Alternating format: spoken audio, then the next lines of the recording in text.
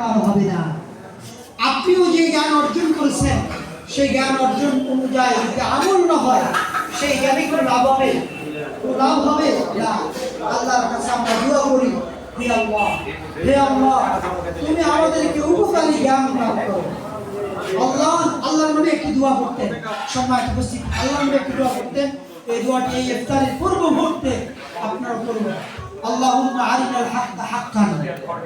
আপনারা বলুন, আল্লাহুম্মা আরিনাল হাক্কা হাক্কান, আল্লাহুম্মা আরিনাল হাক্কা হাক্কান ওয়ারযুকনা ইত্তিবাআ ওয়া আরিনাল বাতিলা বাতিলান ওয়ারযুকনা ইজতিনাবা।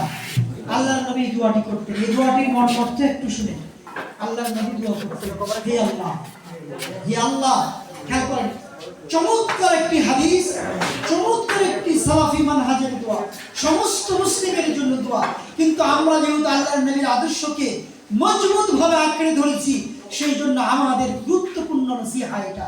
আল্লাহর নবী বলতেন, হে আল্লাহ, হে আল্লাহ, আরিনাল হাক্কা হাক্কান, হককে হক হিসাবে, হককে হক হিসাবে জানার তৌফিক দাও।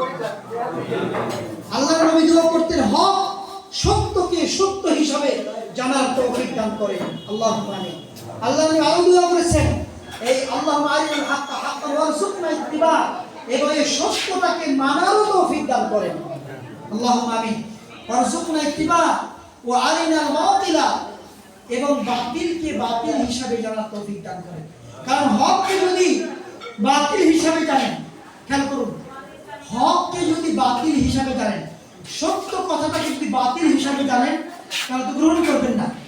তেমনি বাতিল জিনিসটাকে সত্য হিসাবে যদি জানেন, তাহলে তো আমল করবেন, বাতিলের উপর আমল করবেন। আমি শেষ করে দিচ্ছি ইনশাআল্লাহ। তো আমি যেটা বলছিলাম, এই দোয়াটা তর্জমা করে শেষ করব। আল্লাহর নবী দোয়া করতেন, হে আল্লাহ, হককে হক হিসাবে জানার তৌফিক দান করুন এবং সেটা গ্রহণ করার তৌফিক দান করুন। বাতিলকে বাতিল হিসাবে জানার তৌফিক দান করুন এবং সেখান থেকে দূরে থাকার তৌফিক দান করুন। চমৎকার একটি দোয়া। আপনি যদি হক জিনিসটাকে, সত্য জিনিসটাকে সত্য হিসাবে গ্রহণ না করেন, বাতিল হিসাবে প্রত্যাখ্যান করবেন, তেমনি বাতিলকে যদি সত্য হিসাবে গ্রহণ করে নেন, সর্বদা আপনি আমল করবেন বাতিলের উপরে। সেজন্য চমৎকার একটি দোয়া, এই দোয়াটা যেন আমাদেরকে পালন করার তৌফিক দান করেন এবং আমাদের